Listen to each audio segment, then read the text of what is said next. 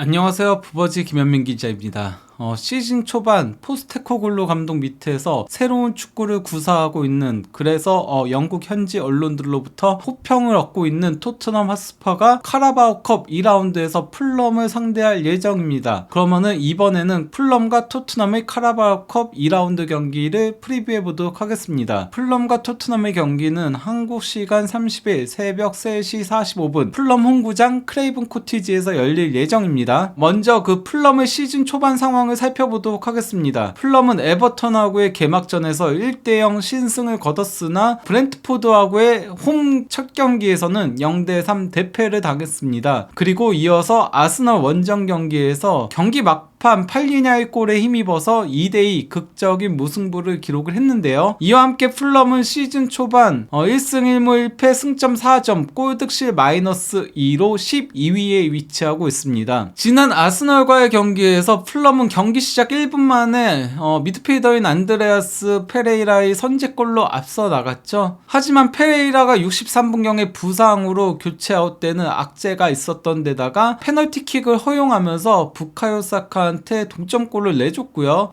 이어서 그 은케티아한테 역전골까지 내준 가운데 83분경에 중앙 수비수인 켈빈 베이시가 경고 누적 퇴장을 당하는 악재까지 있었습니다. 하지만은 팀의 핵심 선수라고 할 수 있는 팔리냐가 87분에 극적인 동점골을 넣으면서 2대2 무승부를 기록했는데요. 풀럼의 문제는 크게 두 가지가 있습니다. 첫 번째로는 미트로비치가 사우디로 이적을 하면서 확실하게 골을 넣어줄 수 있는 선수가 없어요. 그 미트로비치 대체자로 영입한 히메네스가 아직까지는 골이 없습니다. 그나마 위안골이라면은 에버턴전과 이제 그 브렌트포드전보다는 그래도 아스널전에 경기력적인 부분에서 조금 올라오는 모습을 보여줬다라는 사실인 건데요. 또 다른 문제는 바로 이제 수비진이 다소 흔들리고 있다는 건데요. 그 수비진이 흔들리게 된 배경에는 지난 시즌 주전 센터백으로 뛰었던 아다라 비오요가 2024년에 계약 만료인데 계약 기간이 1년 남은 가운데 재계약을 거부하면서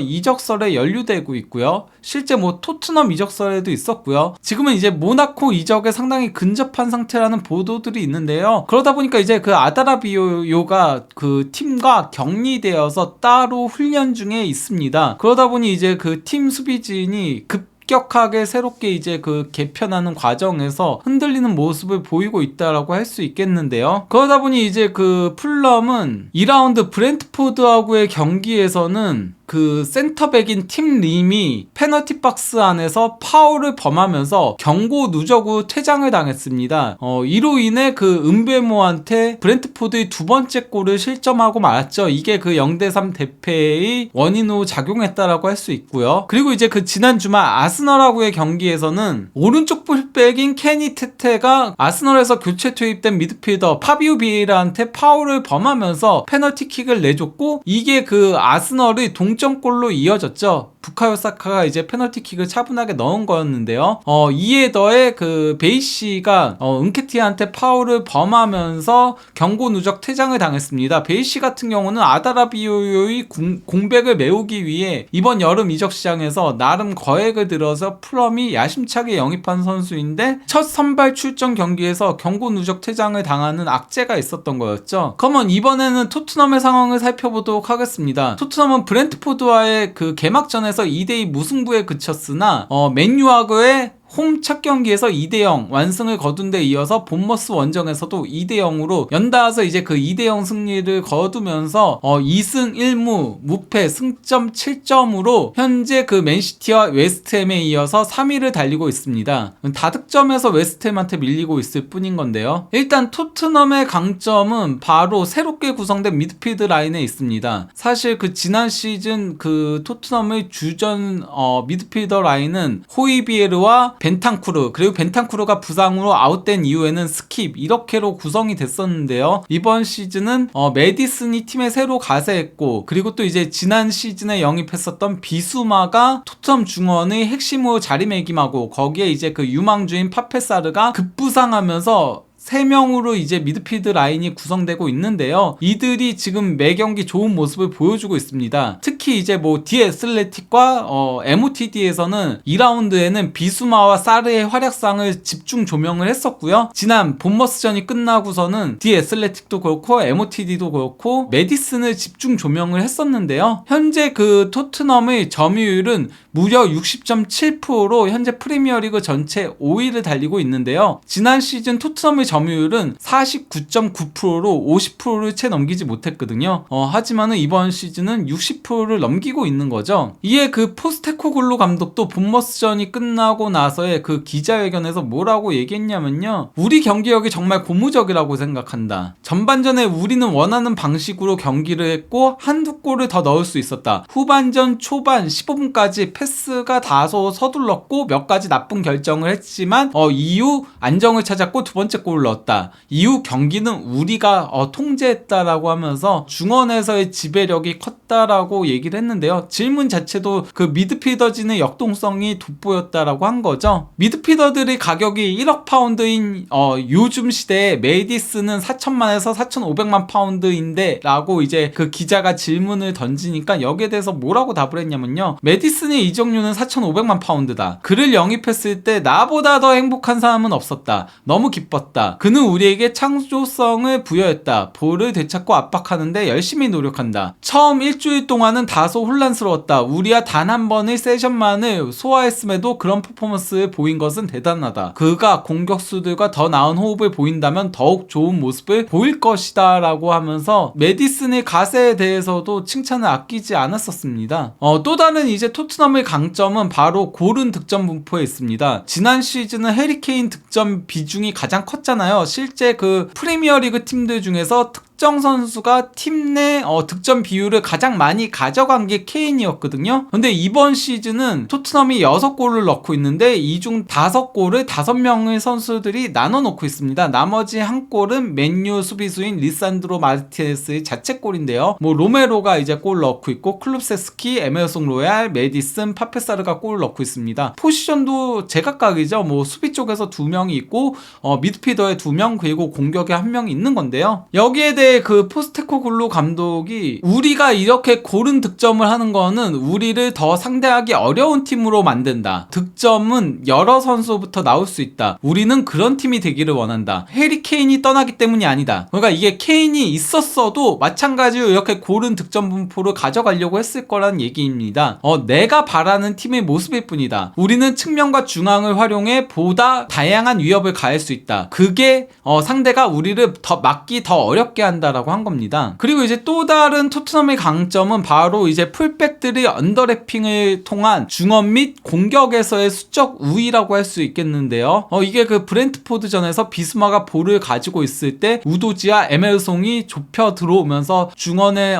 수적 우위를 가져가는 거죠. 3대2로 가져가는 건데요. 그러다 보면 자연스럽게 이제 그 스킵과 메디슨이 올라가게 되면서 공격에서도 수적 우위를 가져갈 수 있게 되는 거죠. 이에 대해 그 본머스전이 끝나고 TNT에서 해설위원으로 활동하고 있는 조컬이 포스테코글루 감독한테 이렇게 질문했어요. 풀백들이 마치 자유를 가지고 플레이하는 것 같다 보인다라고 이제 얘기를 하니까 여기에 대해 이제 그 포스테코글루 감독이 웃으면서 난 단지 펩의 전술을 카피했을 뿐이다라고 얘기한 건데요. 이거는 그러니까 뭐 게리 네빌이 이전 그 맨유전이 끝나고 이거는 그냥 펩의 아류일 뿐이다 그러면서 약간 조금 혹평을 했던 거에 대해서 약간은 받아친 거에 가깝기도 하지만은 실제 그 펩의 풀백 운영과 상당히 유사하게 가져가고 있는 건 사실이긴 하죠. 여기에 대해 그 디애슬레틱에서 전술 분석 칼럼이 올라왔는데요. 포스테코글루의 토트넘 풀백 공격 활용 전술 규율 속에 유연함이 있다라고 한 건데요. 일단 그 브렌트포드전 동점골 같은 경우 우도지와 로얄이 언더래핑을 들어오면서 이제 그 수적 우위를 통해 우도지가 루즈볼을 획득했고 여기서 이제 그 로얄의 골이 나온 장면에 대해서 화면 분석이 나온 겁니다. 히샬리송이 볼을 경합하는 과정에서 우도지가 좁혀서 들어왔고 또 이제 로얄은 박스 안까지 들어와 있고 또 이제 로얄과 우도지의 간격이 상당히 좁혀져 있는 거잖아요. 여기서 이제 그 옌센이 클리어링을 해냅니다. 하지만은 클리어링을 해내도 우도지가 좁혀서 왔었기 때문에 루즈볼을 잡기 용이한 위치에 있었죠. 그래서 루즈볼을 잡았고 이때까지 이제 로얄이 박스 안에서 바깥으로 빠져나오고 있었어요. 그러면서 간격이 점점 더 좁아들고 있었는데요. 여기서 이제 그 우도지가 그 메디슨한테 패스를 주고 박스 안으로 그대로 들어갑니다. 반면에 이제 그 로얄은 박스 안에서 바깥으로 나오면서 둘이 교차되는데요. 여기서 이제 그 메디슨이 상대 선수와 경합하는 과정에서 횡패스를 찔러줬고 로얄이 강력한 중거리 슈팅으로 골을 넣었죠. 여기서도 그 로얄과 우도지의 간격이 좁게 있다 보니까 상대팀 입장에서는 누구를 막아야 될지 선택이 까다로워지는 그런 현상이 발생을 한 겁니다. 그러다 보니까 로얄이 다소 수월하게 중거리 슈팅을 가져갈 수 있었던 거였죠. 결국 이 골 덕에 토트넘은 브렌트포드전에 1대2로 지고 있다가 2대2 무승부를 거둘 수 있었죠. 그리고 이거는 이제 그 벤 데이비스의 언더래핑 관련된 건데요. 여기서는 그리고 또 이제 손흥민 선수의 타워 역할도 상당히 중요했다라고 할 수 있겠습니다. 거기다 이제 페리시치가 폭을 넓힌 것도 중요했는데요. 이 시점에는 그 손흥민 선수가 최전방 원톱으로 이동했고 페리시치가 교체 투입되면서 왼쪽 윙 역할을 수행을 했던 거였죠. 근데 이제 그 로메로가 손흥민 선수한테 전진 패스를 줄 때 손흥민 선수가 가서 받아내면서 키핑하면서 수비를 등진 상태에서 피딩 플레이라고 하죠. 뒤로 패스를 내줬고요. 이때 그 벤 데이비스가 언더래핑에서 쭉 올라가는 장면이 보이죠. 여기서 이제 그 메디슨이 측면에 넓게 벌리고 있는 페리시치를 향해 길게 대각선 롱 패스를 넘겨줬고요. 여기서 이제 그 벤 데이비스는 계속 언더래핑에서 올라왔죠. 그리고 이제 페리시치가 볼을 잡은 과정에서는 이미 벤 데이비스가 페널티 박스 안까지 들어왔고 여기서 이제 그 페리시치가 박스 안으로 침투해 들어가는 벤 데이비스를 향해 대각선 땅볼 크로스를 보내준 거를 이걸 이제 그 리산드로 마르티네스가 저지하려다가 자책골로 연결되고 말았던 거였죠. 그 한동안 그 전수의 트렌드가 측면 윙포워드들이 측면에서 중앙으로 접고 들어와서 슈팅을 가져가고 거기서 발생하는 공격폭이 좁아지는 문제를 풀백들이 오버래핑, 측면 오버래핑을 통해서 해결하는 방식으로 경기들이 갔었는데 최근 들어서는 도리어 풀백들이 좁혀서 서고 그리고 윙들이 넓혀서 플레이를 하면서 공격폭을 감행하면서 하프 스페이스의 공간을 만들어내는 그런 형태로 전술들이 발전해가고 있는 거를 볼 수 있는 겁니다. 그리고 이거는 이제 그 본머스전 추가골인 건데요. 여기서도 이제 그 페리시치가 폭을 넓히고 있을 때 센터백인 판더펜이 이제 페리시치한테 롱패스 줬고요. 여기서는 이제 그 우도지가 언더래핑에 들어가다가 측면으로 빠져나오죠. 그러면서 페리시치가 전진 패스 준 거를 우도지가 받아냅니다. 그러고 나서는 우도지가 다시 언더래핑에서 이제 그 중앙으로 드리블을 쭉 치고 가다가 페널티 박스 중앙에 위치한 손흥민 선수한테 패스를 내줬고 그러고서 이제 다시 그 우도지가 그대로 골라인까지 침투해 들어가거든요. 여기에 맞춰서 손흥민 선수가 센스 있는 전진 패스를 원터치 패스를 그대로 찔러줬고 여기서 우도지가 골라인 바로 앞에서 컷백을 준 거를 세도에 들어오던 클룹세스키가 방향만 바꾸는 논스톱 슈팅으로 골을 넣은 거였습니다. 다만 이제 토트넘에게 아쉬운 부분이 없는 건 아닌데요. 가장 아쉬운 부분은 결국은 히샬리송의 부진이라고 할 수 있습니다. 히샬리송이 3경기 모두 선발 출전을 했고 경기당 73분을 소화했습니다. 하지만은 슈팅 4회를 전부 다 페널티 박스 안에서 가져갔음에도 단 한 골도 넣지 못하고 있습니다. 빅찬스 미스도 한 번이 있었고요. 거기다가 이제 패스 성공률도 71%밖에 되지 않고 그마저도 73%가 수비 진영에서의 패스예요. 그러니까 공격 진영에서의 패스 성공률은 70%밖에 되지 않고요. 볼 경합 승률도 22%로 처참한 수준입니다. 그라운드 볼 경합 승률은 27%고요. 공중볼 경합 승률은 13%밖에 되지 않습니다. 거기다가 소유권을 잃은 횟수도 무려 13회에 달합니다. 그 정도로 뭘 대체 하는 게 없다라고 할 수 있겠는데요. 그러다 보니 이제 이런 밈들이 떠도는 거죠. 미스 아메리카, 미스 유니버스, 그리고 또 이제 히샬리송의 사진을 올리면서 미스 에브리띵, 모든 거를 놓치고 있다라고 하는 건데요. 하지만 이에 대해 그 포스테코글루 감독이 일단 질문이 이런 식으로 나온 거예요. 당신은 히샬리송을 팀에 남겨둔 채로 형식적으로 플레이하게 할 의향이 있나? 라고 질문하니까 난 경기에서 이길 것 같은 팀을 뽑는다. 만약 그가 우리를 경기에서 이길 수 있도록 도와준다고 생각한다면 난 그를 투입할 것이다. 단지 그에게 개인적인 도움을 주기 위해 투입하지는 않을 것이다. 그러면서 그러하기에 난 히샬리송을 팀에 넣을 것이다. 왜냐하면 그가 팀이 이길 수 있도록 도와준다고 간주하기 때문이지 내가 그를 특정한 공간으로 데려가기 위한 게 아니다. 이는 우리가 개인을 돕기 위한 일이 아니다. 우리는 축구 경기에서 이기기 원하고 특정한 방식으로 플레이하고 싶다. 이게 매번 내가 팀을 선택할 때마다 내 머릿속에 있는 전부이다 라고 하면서 히샬리송을 활용할 것임을 시사했습니다. 뭐 활용할 수밖에 없죠. 현재 그 최전방에 쓸 수 있는 선수 자체가 부족하니까요. 다만 앞으로는 주요 경기에서는 손흥민 선수가 원톱으로 나올 가능성이 높지 않나 싶긴 해요. 왜냐면은 이제 그 맨유전과 본머스전 추가골들이 다 손흥민 선수가 최전방에 위치한 상태에서 이제 피딩 플레이를 통해서 기점을 통해서 골에 기여를 했기 때문에 손흥민 선수가 등지는 플레이도 더 잘하고 있거든요. 히샬리송보다. 그러다 보니까 이제 팀 전술 구조상 손흥민 선수를 톱에 활용할 가능성이 높아 보이지 않나 싶긴 합니다. 히샬리송은 조금 교체나 지금 같은 이제 리그컵에 선발 출전시키면서 체력 안배를 시키겠죠. 이러한 가운데 그 포스테코글루 감독이 본머스전이 끝나고 기자회견에서 그 풀람전의 대량 변화를 할 것인가? 라는 질문에 대해 몇 가지 변화를 가져갈 것이다. 플레이의 열정을 가지고 훈련에 열심히 임하는 선수들이 많다. 우리가 플레이하는 방식은 우리에게 많은 것을 가져다 준다. 몇 가지 변화를 할 것이다. 궁극적인 목표는 경기에서 이기는 것이다. 그것이 변화를 하는 이유이다. 선수들에게 출전 시간을 보장하기 위해서가 아니다. 변화를 줌으로써 우리는 지금의 압박 강도를 유지하고 경기의 템포와 퀄리티를 유지하고자 한다라고 했는데 실제 그 토트넘이 압박 강도를 포스테코글루 감독 체제에서 상당히 너무 지나치게 강하게 가져가다 보니까 60분 이후에는 조금 지친 기색이 역력한 그런 모습들을 연출하곤 하죠. 특히 지난 본머스전에서 선수들이 상당히 녹초가 된 모습이었는데요. 그렇기 때문에 로테이션을 감행할 거라고 했습니다. 그리고 이제 그 풀럼전을 앞두고 기자회견에서는 로세소 포함해서 이제 백업 자원들 선발 출전을 예고를 했는데요. 일단 질문 자체가 당신은 그 로세소가 최근에 출전하지 못하는 것에 대해 조금 운이 없었다고 언급했다. 이적 시장을 앞두고 그의 미래에 대한 이야기가 여전히 많기 때문이다. 이적 시장이 끝날 때쯤 그는 확실히 당신이 팀의 일원으로 활용하고 싶은 사람이라고 가정하는 것이 타당한가? 라는 질문에 대해서 뭐라고 답을 했냐면요. 내가 어제 말한 것처럼 그는 지금까지 운이 좀 안 좋았던 것 같다. 그는 우리를 위해서 출전할 때마다 잘 플레이했던 것 같고 다른 모든 서브 자원들 역시 출전할 때마다 잘했던 것 같다. 그냥 우리가 경기를 잘 할 수 있도록 도와주기 위해 모든 서브들이 정말 잘해줬던 것 같다. 우리는 화요일 밤에 경기가 있고 그는 출전을 할 것이다. 이보다 더 좋은 말이 없기 때문에 그에게는 즐거운 한 주가 될 것이다. 우리는 확실히 많은 경기들이 있다. 난 그저 내 앞에 있는 일들만 처리하고 있다. 다른 말을 듣지 않는 한 난 내가 있는 그룹과 함께 일하고 화요일 밤에 집중할 것이다 라고 한 건데요. 그러면 양 팀의 이제 결장 선수 명단을 살펴보도록 하겠습니다. 풀럼은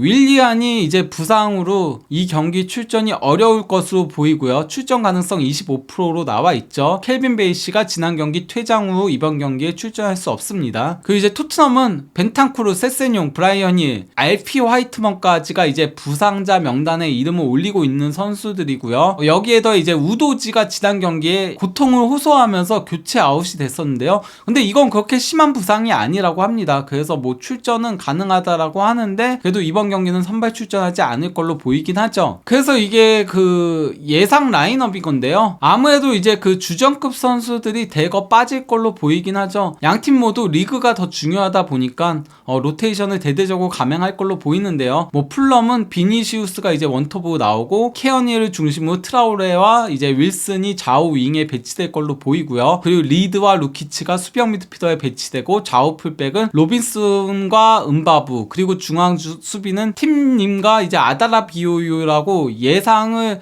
현지 언론들은 한 건데 저는 아다라 비오유 안 나올 걸로 보입니다. 왜냐면은 48시간 이내에 모나코로 이적할 가능성이 있다는 얘기들이 나오다 보니까 그러면은 이제 이사 디오프가 나올 수밖에 없겠죠. 그리고 골문은 로다크 골키퍼가 지킬 걸로 예상을 했고요. 토트넘은 히샬리송 원톱에 로세소를 중심으로 페리시치와 솔로몬이 좌우 윙에 설 걸로 예상들을 하고 있고요. 호이비르, 스킵, 더블 볼란테에 좌우 풀백은 벤데이비스와 로얄 그리고 중앙 수비는 판더펜과 산체스 산체스, 그리고 골문을 포스터 골키퍼가 지킬 걸로 예상을 했는데 뭐 판더펜 대신에 이제 뭐 로메로가 나오면서 산체스와 센터백 듀오를 설 가능성도 배제할 수 없습니다. 그러면 이제 그 양 팀의 맞대결 전적을 살펴보도록 하겠습니다. 통산 공식 대회 맞대결 전적은 83전 42승 28무 13패로 토트넘이 우위를 점하고 있습니다. 특히 토트넘은 풀런 상대로 최근 9경기 8승 1무 무패 포함 13경기 11승 1무 무패를 기록하고 있는데요. 토트넘이 크레이븐 코티지 원정에서 마지막으로 패한 거는 지금으로부터 12년 전인 2011년 1월 30일까지 거슬러 올라가야 됩니다. 토트넘은 풀럼전이 끝나고 나서는 번리와 셰필드 유나이티드로 이어지는 승격팀과의 2연전을 앞두고 있습니다. 다소 쉬운 초반 일정이라고 할 수 있죠. 맨유전 제외하면은 그래도 뭐 다소 쉬운 팀들을 상대했다라고 할 수 있겠는데요. 하지만은 그 이후에 아스널과의 북런던 더비 원정 경기를 치르고요. 그리고 이제 리버풀과의 홈 경기가 연달아서 있을 예정입니다. 즉 풀럼과의 리그컵은 물론 번리와 셰필드전까지 지금의 기세를 이어가서 아스널과 리버풀과의 빅매치에서도 좋은 흐름을 쭉 이어가야 한다라고 할 수 있겠죠. 그러면 이쯤에서 풀럼과 토트넘의 리그컵 2라운드 프리뷰를 마무리하도록 하겠습니다. 감사합니다.